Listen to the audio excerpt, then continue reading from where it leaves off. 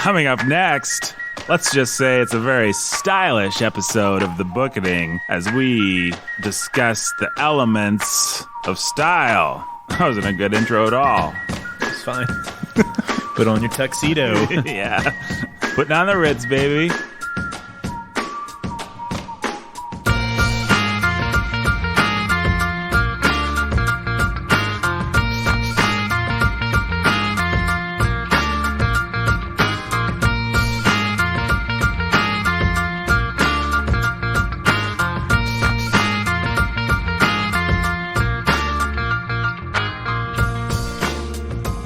Welcome to the Bookening. This is Nathan Alverson, your humble and obedient host, agent provocateur, as I like to say now. For some reason, no one really knows why. I thought of it in the mall, Brandon. I was walking through the mall, and I thought, I'd kind of like to have a new title for myself. I tend to rotate titles for other people, but I've been humble and obedient host, and I don't want to stop being that. But I'd like to say, add something to the mix. Yeah. So I decided to be agent provocateur. Were you walking past a hot topic? Saw that on like a hoodie or something. I don't specifically remember that, but I know how my brain works, and it's entirely possible that is the secret to what happened. That would be funny. Or maybe there's even a store called, I think, and I don't know this because I'm a weirdo. I just know it because when I decided I was going to be agent provocateur, I typed agent provocateur into Google, and the first thing that actually came up, which people shouldn't do this, but the first thing that came up was a line of lingerie. So it's possible at the mall. Maybe I walked past a Victoria's Secret. Of course, I averted my eyes like a gentleman and a Christian and all that sort of stuff. But maybe in just a split second, I saw the agent provocateur line of lingerie. Who knows? Maybe. We could theorize all day. So anyway, I'm going to say agent. I like to call myself agent provocateur. You know what agent provocateur means, Brandon? The provoking agent. Yes, that's absolutely right. The provoking agent. That's kind of what I am in these podcasts. You like to stir the pot. Yeah, I'm the guy that stirs the pot. It's my job to get the discussion going, start arguments, start discussions, say things. I think agent provocateurs are usually a little bit more like jerky than I hope I am, but no, you're not jerky. I'm not jerky? No, you're not. Okay, good. Yeah, you're the agent provocateur. Yes. Sometimes the judge provocateur. The judge provocateur, that's right. In the classic Bookening episode, Stone Cold, beloved classic episode, Ready Player One, which everyone liked, except for the people that didn't like it. What do you think about all this, Jake? Oh, interesting. Yes, sir. That's a cricket sound effect that just went in there. The fact is that Jake is in fact not here today, folks. I'm very sorry. He's attending to personal business. It's like out that scene in Alice in Wonderland. We're floating in tears now. Yep, we're floating in tears. Yeah, it's like that scene exactly. Yep.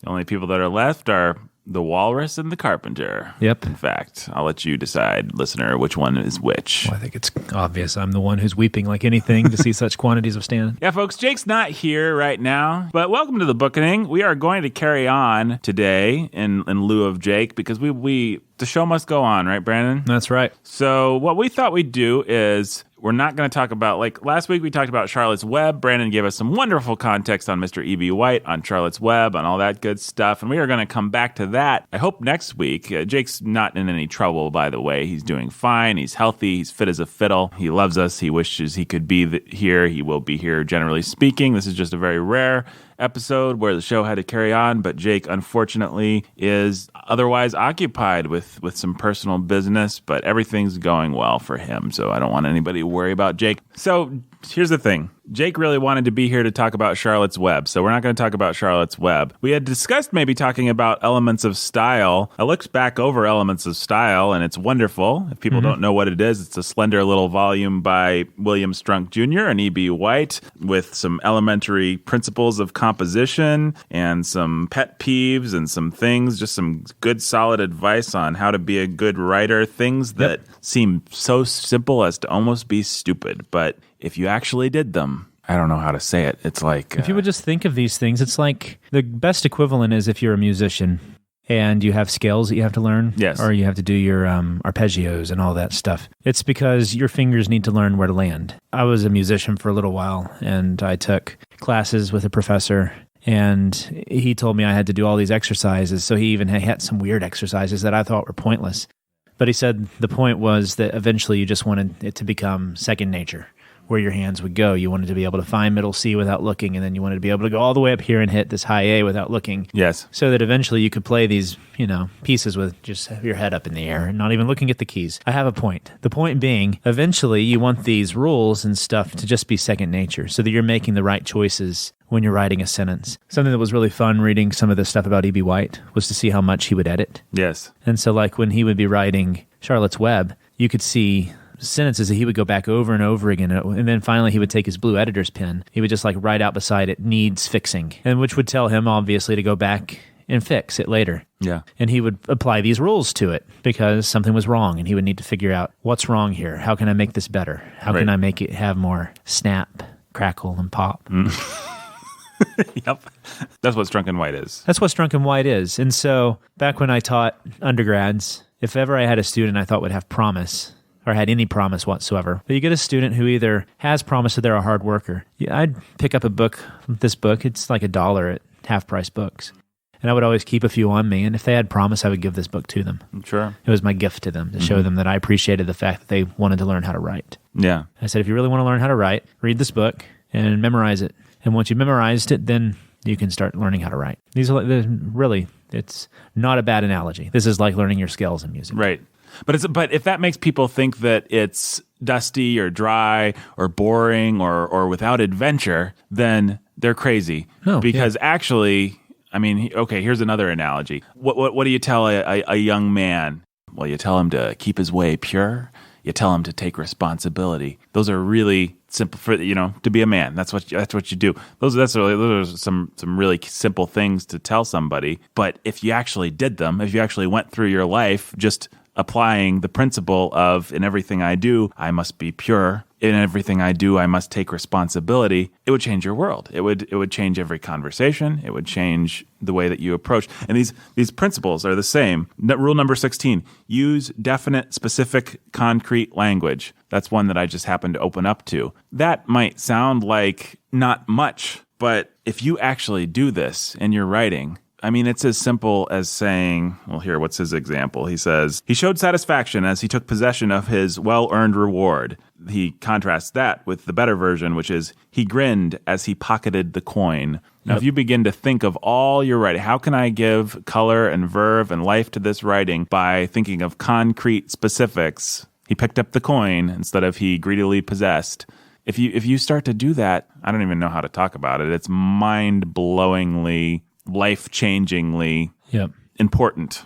And that's not to say, like you were saying, that this is dusty and boring, because this is actually hard work. Yeah. If it's always easier to be lazy and abstract, even though people think that it sounds more intelligent. So you read those two sentences. Mm-hmm. Can you read them again? Yeah, absolutely. Which one sounds smarter? He showed satisfaction as he took possession of his well-earned reward. Yep. And then the other one. He grinned as he pocketed the coin. Yep. See, the first one actually sounds more intelligent. And that's because... Before you go on, Brandon, I'm just going to say what we're going to do today, folks. We're just going to use this book, The Elements of Style, which we love, which we read. I read for pleasure, actually. I love it that much. We're going to use it as a springboard to just talk about style in general, which is something we've never really done. What makes good style? What makes bad style? You know, we had some people kind of, why is Brandon got to be so snobby about Ernest Cline and blah, blah, blah. We had some of that. We've had, baby, it's because I'm a snob. Maybe it's because Brandon adjusted his monocle and said, "Good day, sir," to the person that said that. But I never. I never. And balderdash. But point is, we're going to talk about style today, and that's what Brandon is going to continue doing right now. So I'll read those sentences again. I'm sorry to interrupt you there. No, that's good. Make sure the train was on track and people knew where it was going. We're choo-chooing along. See, right there, I could have said, just wanted to make sure people knew the destination which we were striving to seek in our podcast. But instead, I applied Rule 16, use definite, specific, concrete language, and I said the train was on track and people knew where it was going. Yeah. And that was more interesting and more colorful than it would have been. Yeah, and then I could have said we're moving along it, but instead I said choo-chooing along. Yeah, exactly. You're Strunk, I'm White. We're brilliant. We're regulars. William Shakespeare and Christopher Marlowe. I'm going to stab you. So I'm Marlowe. I guess I'll be Marlowe. Okay, so let me give you those sentences again, Brandon, and then Shakespeare we'll stabbed Marlowe. Okay, go ahead. Whatever. Well, Shakespeare, as we know, was really Elizabeth Bathory. Yeah, we are rewriting history. Yeah. Let's see. He showed satisfaction as he took possession of his well-earned reward. That's dumb, stupid sentence number one. And then that is contrasted with the better example. He grinned as he pocketed the coin. But my point was, if you were to just read both sentences and you were to ask someone which sounds more intelligent. I think a lot of people would think, well, the one that uses the $20 words. He showed satisfaction as he took possession of his well-earned reward. Yeah, the only way you could make it better is as he displayed satisfaction. Yes. As he what? Took possession. Yeah, as he took possession of his well-earned reward. That sounds stuffy, so therefore it sounds important. And academic writing does a lot of that sort of thing today. What people typically try to teach students to do in high school is this thesis 5-paragraph essay. Especially when you get to college, students think that if you stuff it full of words that sound big, words that are abstract instead of concrete, that makes you... Actually, I think they think it makes them say something important. Right? I know I hid behind it a lot when I would be lazy. It's a lot harder to actually hide good thinking when you're trying to be concrete, because when you're specific, you actually have to make an argument. Right. Or when you're specific, you actually have to talk about something real here, and you have to describe it. You have to actually describe something. And that is, as we've pointed out many times, what sets apart the really great author is that author who has an eye for that one thing, like the grin and the pocketing the coin. They have that perfect eye for it, and they can see it, and they call that thing out as opposed to this other thing, right? Or they call that thing out instead of being lazy and talking about the fact that he was just satisfied as he took possession of his well-earned reward. Right. So the point being there, a lot of times what we think is smart sounding is actually lazy. A lot of what we're actually discussing, this hadn't occurred to me until just now, but you keep using the word lazy, and I think we're really just discussing the difference between hard work and laziness. A lazy writer is one who just grabs the nearest word that pops into his brain. He grabs it and he uses it. He just grabs cliches. That's one of the reasons why when Brandon's snobbily adjusting his monocle and looking down his nose at Ernest Cline, it's because it's clear that Ernest Cline didn't actually put a lot of thought into his prose. He just wrote what had occurred to him to write, and that was it. I mean, it's riddled with cliches. That's a little bit of self-deprecating humor there, because saying riddled with cliches is in fact a cliche. It's riddled with a cliche. Yeah, riddled with cliche is a phrase that was riddled with one cliche. It's just clear. I don't even know how to quantify. This is why you start to feel like a snob and maybe even sound like a snob when you talk about these things, because when you try to parse it and you try to quantify it for people, it can be tricky. I think, though, that this angle is always one that works a little better for me when I do try to point out that it's a matter of laziness versus hard work. To become who he was, E.B. White put a lot of work into these essays. Right. Like I said, you can go and you can look at Charlotte's Web. Their manuscripts, you can actually look and see all the work that went into each sentence. Apparently, there are manuscripts, and man, I would die a happy man to see these. You can probably guess. Tolstoy's manuscripts exist. And he has red lines and crosses through all his, and he was just fighting to find that perfect expression. That's encouraging for anyone who wants to learn how to write. Kazuo Ishiguro, when we talked about him, he is a craftsman when it comes to his writing. Whenever I talk about Shakespeare, I always like to stress the fact that he was a craftsman, right? And he didn't really see genius the way we see it. And I think it's true of a lot of the actual writers that are worth looking up to, that do they have the mindset of Shakespeare, or do they have the mindset of, I don't know, Keats, right? I've never been a really huge Keats fan, but I like Coleridge, and Coleridge worked hard. Sure. Right? So it's a, I'm not getting off track. We're still on track here. We're on track, yeah. We're choo-chooing along. Yeah, we're choo-chooing along. The point is that, so hard work matters, and you should respect the craft that goes into this, just like if I was arguing with a grown man who doesn't like reading stuff like this, I would say, well, do you like watching football or baseball or soccer? And they would say, yeah, I'd be like, well, hard work goes into that, right? A lot of hours and hours of training. Well, in the same way, at least maybe you can admire the fact that hours and hours of training, hours and hours of precedent, hours and hours and years, all the way back, centuries and centuries of precedent for what makes good writing and rhetorical practice and all this stuff and the discipline of the craft behind just one essay that E.B. White would write, right? Yeah. And so... okay, let's defend ourselves, because there's probably someone thinking, well, those guys are still snobby towards... When you look at Ernest Cline, for example, we'll just make him our punching bag today. Sorry, Ernest Cline. We all enjoyed your book on some level. Brandon on a microscopic level. But I mean, I was entertained. he was entertained, yeah. I felt like Russell Crowe was walking around my heart saying, "Are you entertained?" Right. And you said, kind of, Russell. So we've established a lot of the difference between good writing and bad writing is the difference between laziness and diligence. How can you tell that someone like Ernest Cline, when you look at his writing, what is it that tips you off that this guy is lazy? One of the easiest ways to see it is cliche. And I would say that an overuse of references just for the sake of using them is usually pretty symptomatic of this. Right. Well, I will say this about reference.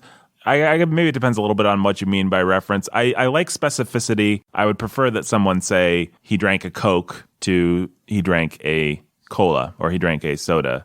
The fact that he's drinking a Coca-Cola, even though it's a brand name, and that can be, I don't know what, it can just place it in a certain pop culture era or whatever. I think that can be helpful insofar as it lends specificity, insofar as it tells you, this is the kind of guy that drinks a Coke as opposed to a Sprite. That tells you something. This is a guy that somebody's drinking a Budweiser. You know something about that character that if he's drinking a Sam Adams or I don't know beer, but if he's drinking a hipster beer, that's a different story. It's a different character. So I think brands, references, things like that, they can add concrete specificity. They can be helpful. Yeah, but that's not the same as then just throwing in a reference to just throw in a reference. Yeah, just for the sake of it, or because that's what the whole point of your book is, just to show that you know these things. Right. But that's an aside. That's more, I think, a symptom of his bigger issue, which is he leans heavily on cliche. And so I wish I could think of some of the examples. We don't have the book in front of us, but it is all over his book. It's just these easy turns of phrases, like you said, riddled with. Riddled is probably really as good an example as we're going to find. The Winding Road. Harold Bloom famously wrote an essay where he made fun of Harry Potter for having a bunch of cliches, and he said that characters in Harry Potter are always stretching their legs. They're good when they don't just go for a walk; they stretch their legs. Harry stretches his legs. Hermione stretched her legs. That's an example of a cliche that Miss Rowling was relying on when she wrote that book. And so a cliche is just, it's an easy catch-all phrase that quickly gives you an idea of an action or something and all the feelings and emotions around that action in a very generalized way. It almost makes it devoid of meaning. That's the problem with a cliche. Mm-hmm. And I don't really know how to explain it. Well, for example, because I was just very abstract. So let's try not to be abstract. Well, if you say that a body is riddled with bullets, for example, that's a phrase that we've seen in newspapers, we've read it in novels, we've heard it so many times that it's kind of just lost its meaning and it just floats right past you. It doesn't make you stop and say, oh, this person just got shot and a bunch of bullets pierced their flesh and it was awful. It just kind of goes in one ear and out the other. And a good writer can use that sparingly. Sometimes maybe he doesn't want you to stop and pay attention to the fact that someone got shot. But generally speaking, he wants to create a bold, vivid image in your brain. And so if he can come up with a new way to describe someone having bullets thump into their flesh and them die like Sonny in The Godfather, that can bring it to life for you in a way that using a cliche. Well, and this is where we again back into that question that came up in the trial.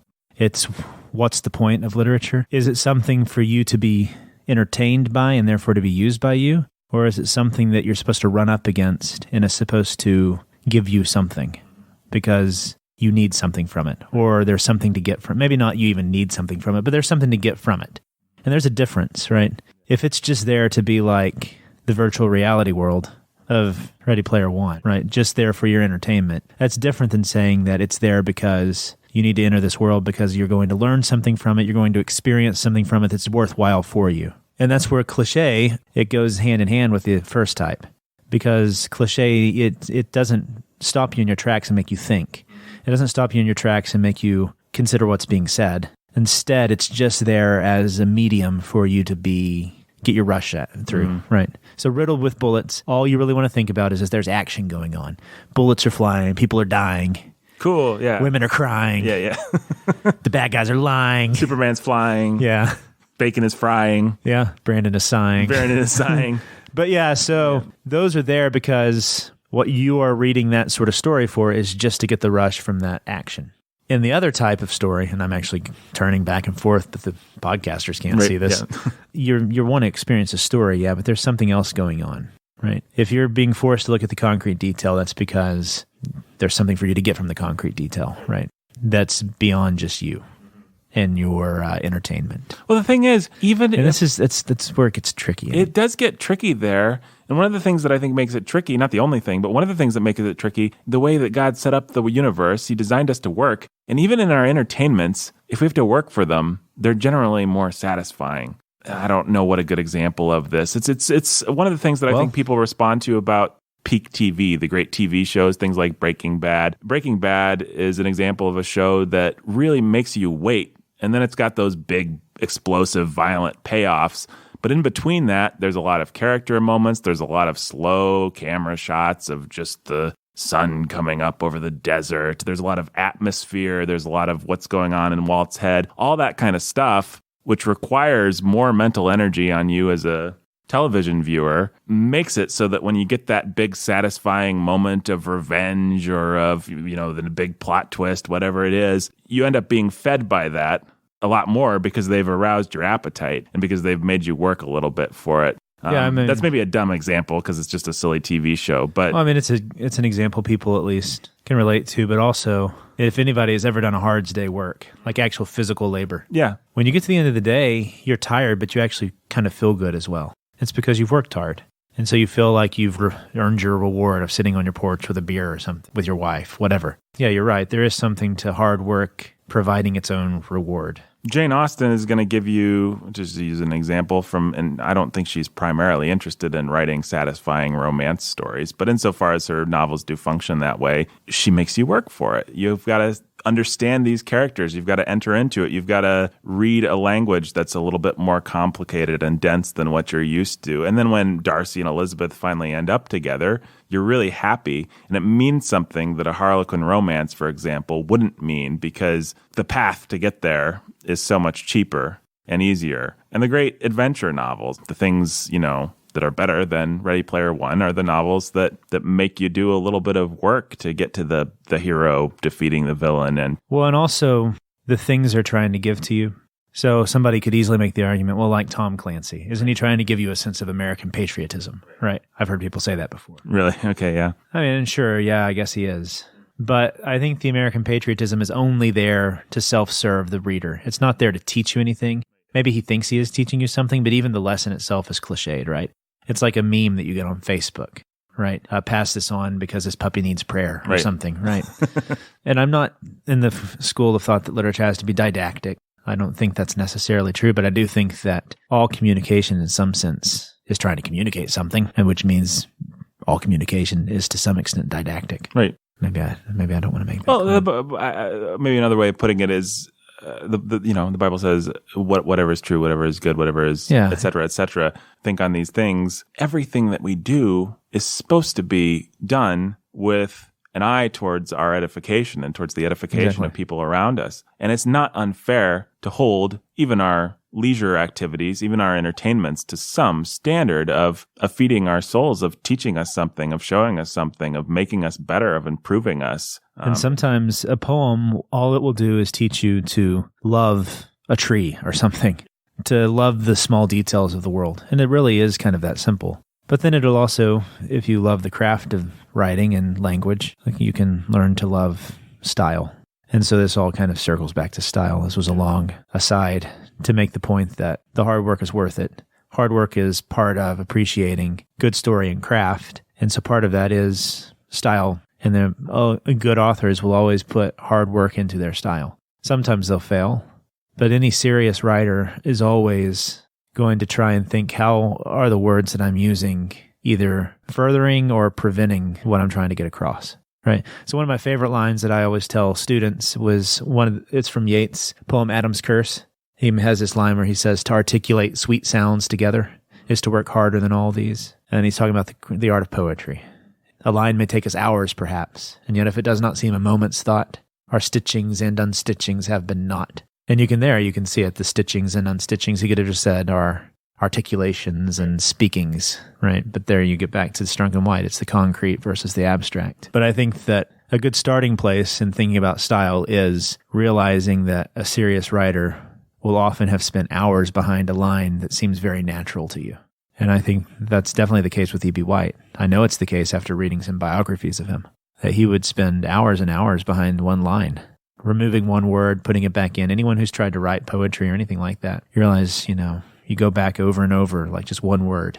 Why is that word standing out to me? How can I change it? And it's like chiseling, you get the chisel out, you pull it out and you put some putty over it, you sand it down, but you can still see it. So you try to paint over it. It's very difficult to do. You look at Charlotte's Web, it seems so simple. That's very hard. And the only example you need to know how hard is just look at Harry Potter, a book. I like those books just fine. But look at how bloated they are, how much verbiage there is to evoke some very simple emotions. And then think about how much more emotion and how much more truth E.B. White is able to communicate with a lot less language. It's because he's spent time crafting and chiseling away in a way that a lazier writer like J.K. Rowling, who again, not starting a war here like Harry Potter, just fine, folks. So I don't want to get any tweets or emails or bricks thrown through my window. Like Harry Potter, enjoy those books. Enjoy the movies better because they're shorter. They have every good British actor ever in them, and so they're kind of fun. But you can just see how somebody like White has chiseled away everything that doesn't belong to just give you this beautiful picture of farm life, of a girl maturing into a woman, of all this stuff. And he just does it really simply. That takes a tremendous amount of work. It means he has to write way more stuff than you're actually ever going to see. And then he cuts out the stuff and he thinks about, will this word work here? Will it not? I assume most of this is old news to most of our listeners that enjoy this kind of stuff. But I've had people ask me, like, I've literally had someone ask me, I think it was when we were doing Hemingway. They were like, why do you guys keep talking about the style? What is it about this that is really that much different than, say, Steinbeck? And the person said, maybe I just don't have an ear for it. Well, I think that partly could be true because some of this is developing an ear. If you look at the difference between a lot of good poetry versus bad poetry, there's a music inside the Shakespeare sonnet that is not inside the Taylor Swift lyric. Part of it is learning how to read poetry because there is a way to read it, right? But if you read it well, and a large part of it's just reading it, just read it naturally, and the natural music of language will come out in it. There is an element of just developing an ear for it, reading stuff that's really good versus reading stuff that's not as good, and listening and hearing the rhythms. And you go and you can get a book on poetic style. The one I recommend is Poetic Diction. It's by Robert Penn Warren. It's the old textbook they used to use at Yale. It's pretty expensive now. It's hard to find a copy, and somebody borrowed my copy, and I can't find it. Oh, no. Author of All the King's Horses, Mr. Robert Penn Warren. Or All the President's... No, I always get him confused. Yes, All the King's Horses. All the Presidents. All the President's Men is Robert Redford movie. Yeah. I think. You're right. Unless I'm confusing the two.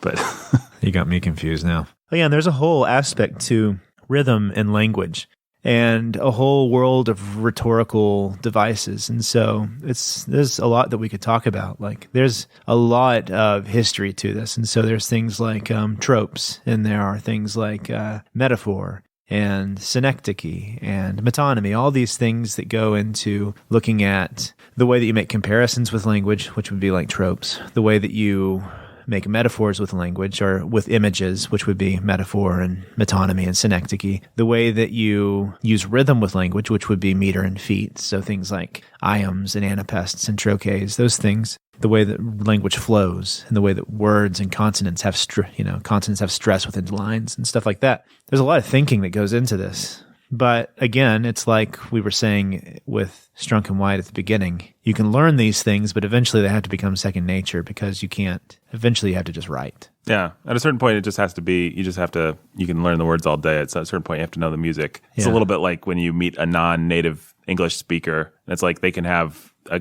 100% perfect vocabulary, but they'll just say weird things because they just don't understand the music of our language. They don't know its rhythms. And so stuff just comes out wrong, or the emphasis are on the wrong syllable, whatever it is. Yes, it has to be caught, not taught. And so what do you say to somebody like that? Well, you can catch it by reading good. I mean, people will. I am of the school that some people will have more natural ability. Sorry. And I know that is annoying because it sounds like what I'm saying is I have more natural ability than you, listener. That's not what I'm saying. There's probably lots of people that have more natural ability. What I'm just saying is that there are some people that are just better at this than other people. Some people that have a more natural ear. William Shakespeare may well have been just a genius that stuff poured out of him. Not a lot of people out there like that, but the legend of James Joyce is that he wrote about 7 words a day because none of it came easy to him. So there can be all kinds. What else do you say to somebody like that? Yeah, so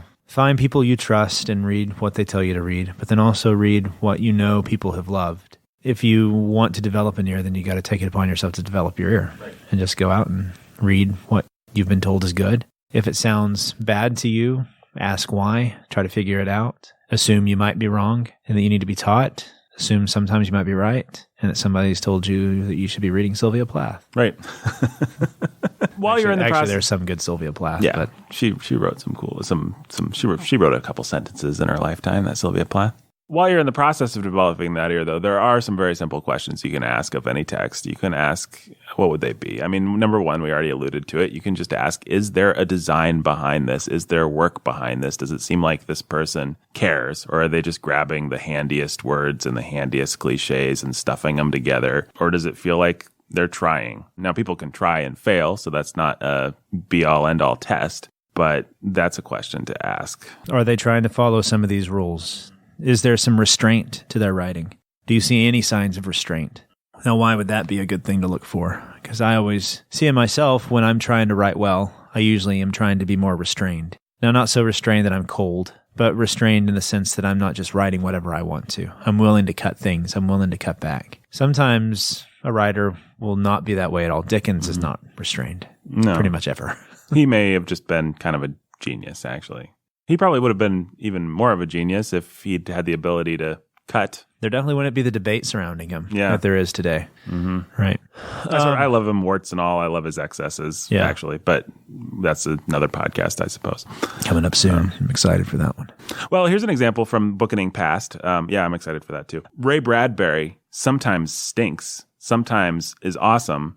But what you can tell and what's lovable about him is that this is a man that's in love with language, that's trying. There's design, there's thought, there's ideas behind everything he's doing. He's always swinging for the fences. Sometimes he could show more discipline, perhaps, but you're not reading a lazy man when you read Ray Bradbury. And I think that is, again, we get back to this question of laziness. If you read an author like Dickens, I don't get the sense that he's lazy. I get the sense that he just really loves what he's saying. And he's wanting to be creative with language. Right. He might be careless. That might be the word for what he is. He's not particularly concerned. He's pedal to the metal, trying to just get those words down on paper, writing violently, quickly, splashing ideas, images, metaphors on the page. And some of it works and some of it doesn't. Yeah. He's got a pretty great batting average because he just happens to be awesome. And actually, I would say that J.K. Rowling falls more into that camp too.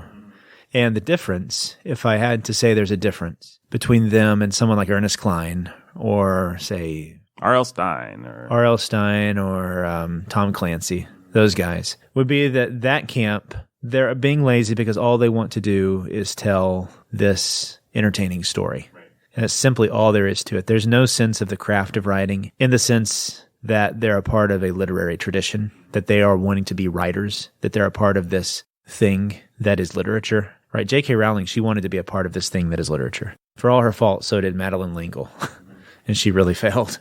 And that's why, I think I ended up hating her so much, was because she was trying to be that and failed as badly as she did. And it's not like that it's lofty and high and all that, but it's like if somebody comes and they say they're in the art of building buildings, you don't want them to build a shack. You don't want them to just go and put together some sticks and say, here, this will keep you warm and dry. Right? You want them to build a building, and it'd be nice if it had some nice amenities to it, looked like a nice house, If they had some skill, your walls weren't falling down, they knew where to put the plaster, they knew where to put your toilet and how to put all the plumbing in. And so you would want someone to be able to make a functional house, but we always like it as well if they can make it a nice looking house too. If it's a building that's, easy on the eyes. And that's where the style comes in. It goes beyond just the structure of the building. It makes it easy on the eyes. It gives it life. Well, that's another question you can ask of any work is, maybe this will sound a little bit vague, but does it have life? Maybe perhaps another way to think of it is, do I see clear images as I read this? Is the author communicating what's going on in a way that is vivid and it's colorful and it's alive? And it's not just there to make the story go down easy. Right. But it's rather so that I can see this thing happen. I couldn't tell you what a single character looks like. I don't have, in Ready Player One, I don't have a sense of what the world was like. I mean, I know from the movie more than anything else that there's some trailers stacked on top of each other and maybe it's kind of dusty, but you don't really get a sense of having lived in that world. Even the guy's apartment that he's in for a good chunk of the novel, I guess it's sparse. That's what we know about it, but we don't know much else. And it's not that, there's a bad kind of Victorian writing, or maybe even pre-Vict, where it's just pages and pages of the color of the walls and the plaster and the flowers. No, it's that detail. It's the one detail that tells. It's the one detail that stands in for the rest, that lets you know. Well, one of my introductions to one of Tolstoy's books, I can't remember which one it is. It was this professor pointing out the fact that Tolstoy was really gifted at grouping threes. When he was introducing something, he would give you 3 little details, and it'd be 3 splashes of color that you needed. And then that would just bring life to it, and he would move on. But again, you have to train yourself to know the difference between when someone's doing that versus when they're just using cliches. And it can be difficult. And sometimes it's really easy to fall for cliches because they become cliches for a reason. There's not always anything wrong with it. No, I mean, what else? I said a winding road earlier. Yeah. Well, what else are you supposed to call a winding road but a winding road? I don't know. Yeah. So sometimes sometimes authors become really silly because they're trying to avoid cliches. Mm-hmm. And so you can go in the opposite extreme too. The problem is when that's all you do is cliches. Because again, it's laziness. And often it gets your point across just as well to say he grinned while pocketing his coin, right? There's more life to that. You see the character more than that other sentence. Yeah. Well, and the author, I guess this is just the laziness versus diligence podcast, because that's what we keep circling back to. But the real abstract one, he showed satisfaction as he took possession of his well-earned reward. That could mean any number of things, but then when you begin to think concretely about it, you have to make choices. He grinned as he pocketed the coin is different than he smiled as he put the check in his wallet, as he folded the check neatly and put it in his wallet. You're making choices about who this guy is. That takes work, that takes energy, that takes diligence again. Yep. So part of the reason that people should be disciplined to use concrete language and that we should expect it is because it requires the author to simply make choices, and those choices lend life and vividness and color to the story they're telling or the thing they're trying to communicate. Yeah. Well, I do think that this is part of the reason that I am always circling around the author. It's because it's interesting. When you read something like Ernest Cline, even though I was angry at Ernest Cline, I completely forget Ernest Cline when reading his book. That's because I don't feel like there's anyone really invested in telling me something that's worth me hearing. I just get the sense that he's there to tickle my ears, right? He thinks that I want my ears tickled. And so he's giving me cliches, he's giving me an easy story, he's just entertaining me, and that's not always wrong. I think it's fine. I think I was right in calling it cotton candy, right? But it's not what you're getting with the other thing. And that is, you're getting serious art. We do idolize art too much. We make an idol out of it so that it's going to answer all of our questions. But God has given to us creativity. He's given to us story. And this is something that's given pleasure to us for long times. It's a good gift when used and put in its proper place. And he's given us the gift of poetry and all these things of which we can see the world and then put what we see and experience into language. You can experience someone else's thoughts about nature and about, everybody likes Robert Frost. So you get his poem about stopping in the woods on a snowy evening, right? You read that poem, you get the sense of what it is to be this lonely rider in the woods. Is there anything of value beyond just feeling what it is to be in the woods with this guy? Probably not, but is there anything wrong with it? Nope. No. So what's the value there? I guess that's a big question. That's probably for another podcast. That may be another podcast. I mean, I do think that the Bookening eventually. So this has been in the back of my mind because your other podcast kind of fired shots across our bow. Mm-hmm. Not intentionally, man. Not intentionally.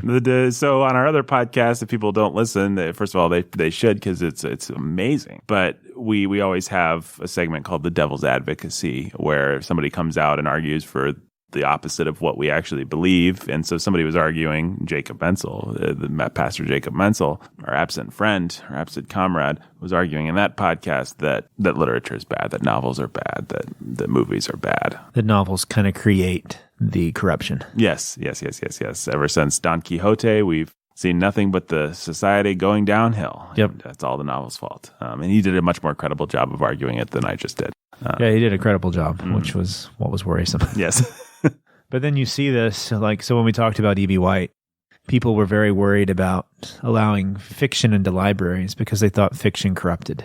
And this was often the way people saw fiction. And so back in when we read Mansfield Park, right? Yeah, man. When we read Mansfield Park, for some reason I was thinking Northanger Abbey. No. Yeah, Mansfield Park. With the play, right? People really thought that these things affected you and could negatively affect you, which we agree with. Sure they can. Yeah, sure they can. But yeah, I think that's going to have to be a question. But you and Jake have already answered that question. Well, I mean, I think the bookening is the answer to the question. The bookening is Brandon. the answer. Yeah, that's right. And every episode, we're striving to answer that question in one form or another. But we're not afraid to say some books aren't worth it. Yeah, which is fine. But there is something, I don't know, I'm just going to be fruity and artsy here. There's something absolutely beautiful about the fact that Robert Frost, since that's the example that we have before us, captured this weird, halfway eerie, halfway homey, halfway beautiful twilight feeling of being in the woods on a winter night. That's a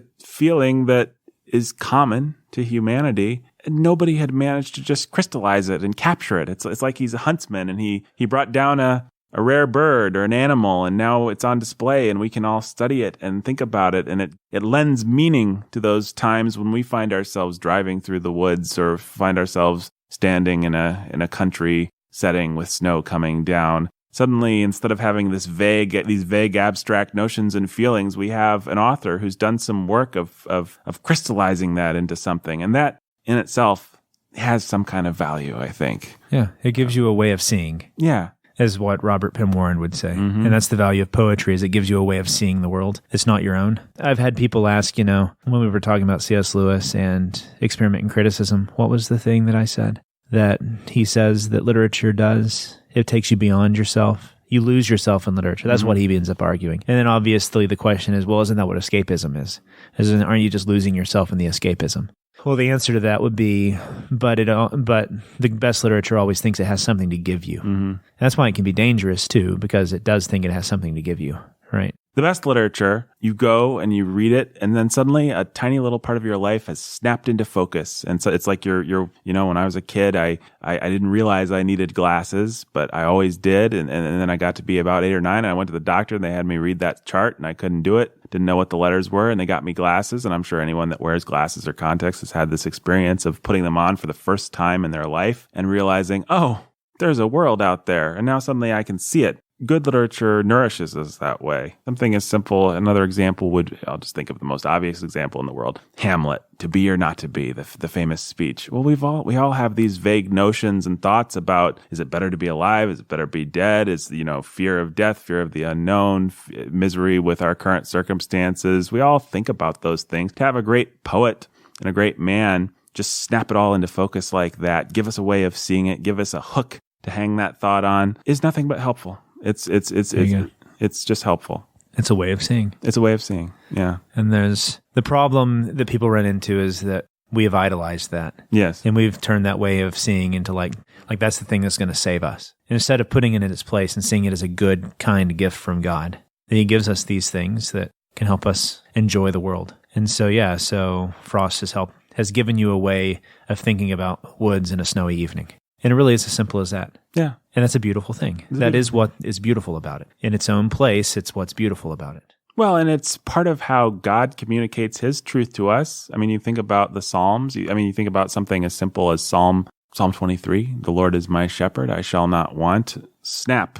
I suddenly have a clarity of vision about who God is because of metaphor, because a great poet, King David, a divinely inspired poet in this case, has found a little image to crystallize something about the way that God cares for me. That's right. So it's intrinsic to life. I mean, it's inescapable. You can't even if you're doing it badly and idolizing it, I'm not sure it's the kind of thing that you can repent out of, No, it's what you lose when you are trying to only have escapism, because it doesn't force you to snap into focus on the world. All escapism does, and that's the ultimate issue with escapist that's only about escapism, is because all it is about you. Yeah. It's about you wanting to be entertained. The best literature is never really about that. The best literature is always about giving you a new way of seeing.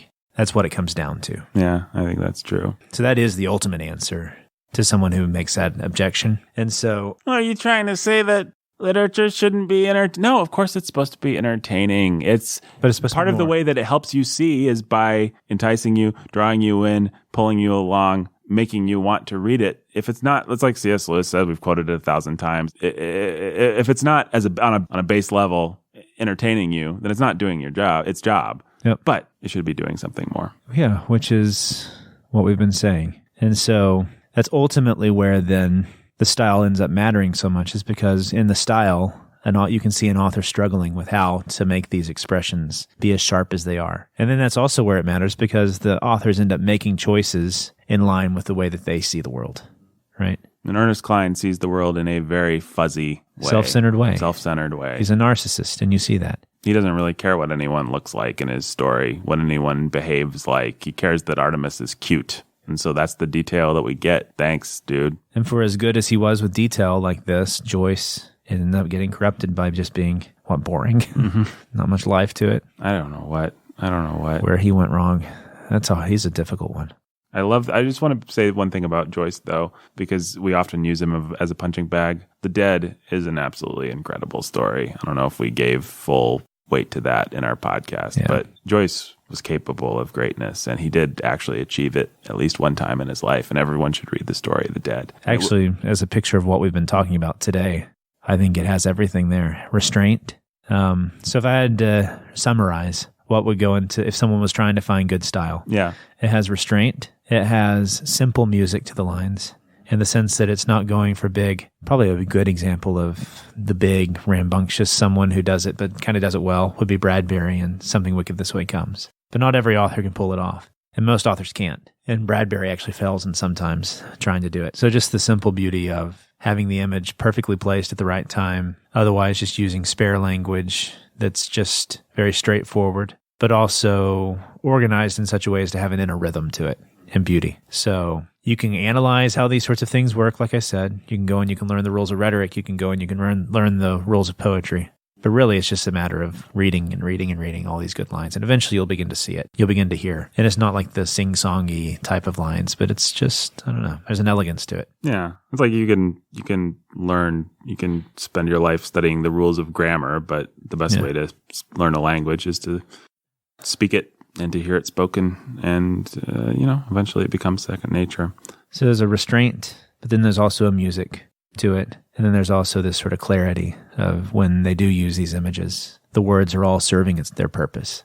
I think that's one of the things we haven't said yet. But the best stylists are people who really know how to put every word to use. Mm-hmm. And that's one of the most beneficial things I had from Strunk and White, was always that every word matters. Omit needless words is their famous dictum. Which doesn't mean that you only have like 2 or 3 word sentences. No. It means that if you're going to have a word, make sure that word has a purpose in the line. Yeah. Well, it's interesting to read White's essays with that rule in mind, because you'll see that he actually does use adjectives. He does use adverbs. Quite often. He's not always, he's not as spare as like a Hemingway or some of these modernists are. White can actually be indulgent with things like that, but it's not indulgent in a bad way. He just knows which words aren't needless. And so he finds these choice little nuggets and he uses them well. Yeah. And sometimes it'll just be, like I said, because of the rhythm of the line. So he has this one here, like the question of ear is vital. Only the writer, whose ear is reliable, is in a position to use bad grammar deliberately. Only he knows for sure when a colloquialism is better than formal phrasing. Only he is able to sustain. So the second only there isn't really necessary, but it's kind of adding to the music, right? The rhythm. Then he has, so cock your ear. Years ago, students were warned not to end a sentence with a preposition. Time, of course, has softened that rigid decree. The of course even there. It's not really necessary, but that break in the line is nice. It adds a break. It adds a little breath. But again, it's this internal. He had a voice he was going for. So that's probably one thing we haven't mentioned. We should mention quickly in just a minute. Sure. But also this, just trying to get. I realize when I'm talking about the music of the line, I'm being pretty abstract. So I just wanted to give an example. Yeah. Of someone who does it, and so the music will often add things that you don't think are necessary, but they are necessary because it makes it read better. And then finally, whenever you're trying to teach a student, voice is really hard, but it's the feeling that you get when you're reading something that you're actually reading someone talking to you, right? And so when you read E.B. White, you actually get a sense that E.B. White's talking to you. Mm-hmm. You get a sense that E.B. White is a consistent person in these pages that's right. And so style goes a long way also to creating this voice. Like you were saying, is it going to be chatty? Is it going to be cold and academic? Is it going to be grand and biblical, kind of like Cormac McCarthy? Mm-hmm. So you see violations of this, and maybe it's easier to talk about it negatively. You see violations of this, for example. Stephen King is someone I think of who violates this a lot, and it's to his detriment, I think. There are things I like about Stephen King, but one of the problems with Stephen King is that he is self-indulgent when it comes to voice. So, for example, he'll write a short story or an essay or something, and it will be folksy, very middle America, all of which is fine, but then suddenly he'll have this real vulgar passage. He'll have a really explicit description of sexuality or something like that. It's not that it's always bad to use those kinds of things in the proper context, but it'll feel out of place. It'll just simply feel out of place, and it'll make you stop reading and question, was this character or this voice, was this person I don't know. Yeah. So the voice matters. Voice matters. But voice matters mainly because a consistent voice matters. You don't want to be talking to a schizophrenic unless that's the point of the book. Right. And the TV show, The Voice, is quite popular, I understand. Yeah. I think it's got Simon Cowell. He's got a voice. He's got a voice. A very British voice. He tells people they suck. Yeah. Anything else we want to say about style before we end this episode in stylish fashion, Brandon? No. One thing I'm realizing we forgot to do, we should do it real quick, is say hello to our patrons. Oh, hey, patrons. Hey, patrons. Here, I'll tell you the patrons, and then you can call them out in whatever method you so choose, in the most stylish method that you possibly can. Oh, boy. Lily of the Valley. Hey, Lily of the Valley. Very stylish right there. Thank you. Andrew and Esther and the little bundle of joy that they brought into the world not too long ago. Oh, yeah. Andrew and Esther and that little bundle of joy. And the inscrutable Jenny Z, a bundle of joy in her own right. Inscrutable Jenny Z. Robert and Rhonda brought a little bundle of joy called Brandon into the world once upon a time. Robert and Rhonda. John and Jill and little baby Max, also a bundle of more or less joy at this point. John and Jill and that little bundle of more or less joy, Max. This is an interesting one, Brandon. We've got a company that's supporting us now. Really? So I guess they just want a free shout out for their company. Well, it's not free. They're supporting us, but I suppose they just want the name of the company because I don't have the name of the individual. Okay. David's Mighty Men Transport. David's Mighty Men Transport. For all your transport needs here in beautiful Bloomington, Indiana, if I'm not mistaken. David's Mighty Men. We've got my beloved mother, Beth.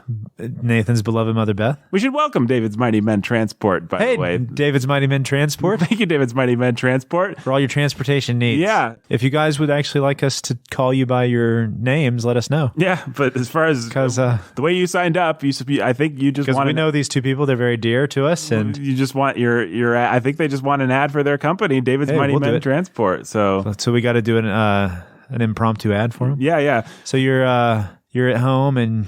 I think we got to tie it in. You know, Brandon, I find great literature to be very transporting. Whoa, Nathan. So do I. You know what else is transporting? What's that, Brandon? The trucks at David's Mighty Men. They can transport whatever you need from wherever you need to wherever you are.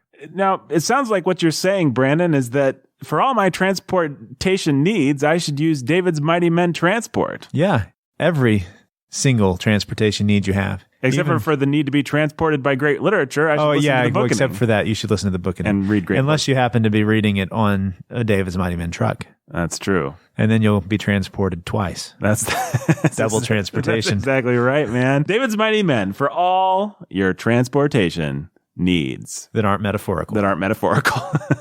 Let's see, we've got my beloved mother, Beth. Nathan's beloved mother, Beth. Maya!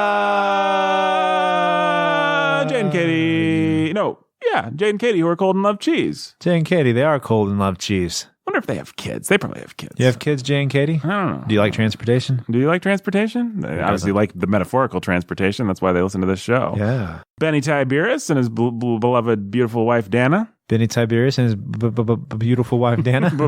Beautiful wife, Dana. Nathan, not me. Nathan, not Nathan. Eric and Catherine, the lovebirds. Eric and Catherine, the lovebirds. And, of course, where would we be without Professor X? Where would we be without you, Professor X? We'd be less rich than we are. That's true. Less Thank you, supported. Professor X. Yeah, thank you, Professor X. We love you. And Mrs. X. All right. Well, thanks for listening, folks. You know what? We're doing the show weird today. I'm not even going to play the credit music. Well, here, the music will start right now, but I'm just going to keep talking. Thanks for listening. We hope you enjoyed this episode on style. Jake will be back next week for more Charlotte's Web, and that should be good. Looking forward to that. Put our knowledge of style to use as we talk about one of the most simple yet stylish books around, Charlotte's Web. Charlotte, in fact, herself, a great writer. She was. And a good friend. Yeah, Jinx. We want to thank Brandon, as always, for joining us. We want to thank Nathan for joining us. We want to thank you for listening. We want to encourage you to leave a 5-star review on iTunes if you enjoy this show and want to support it. If you want to be among the likes of David's Mighty Men Transport or Maya or Professor X or any of our beautiful patrons, then you can give us some money. Go to patreon.com/thebookening. That's Patreon. We're on all the social medias and stuff. So enjoy. And Brandon, I'll bid you a stylish adieu. You know what I'm wondering next week? What's that? Charlotte had 3 things she wrote in her web, right? I wonder if we could decide which of us would be some pig, which of us would be radiant, and which of us would be humble. Well, we know who's humble. Oh, that's I say it each and every other week. That's right. Each and every week. So one of you, Jake and you are got to split up radiant and some pig. Oh, boy. That's a good cliffhanger. We'll find out next week whether Brandon is in fact radiant or some pig. Uh-oh.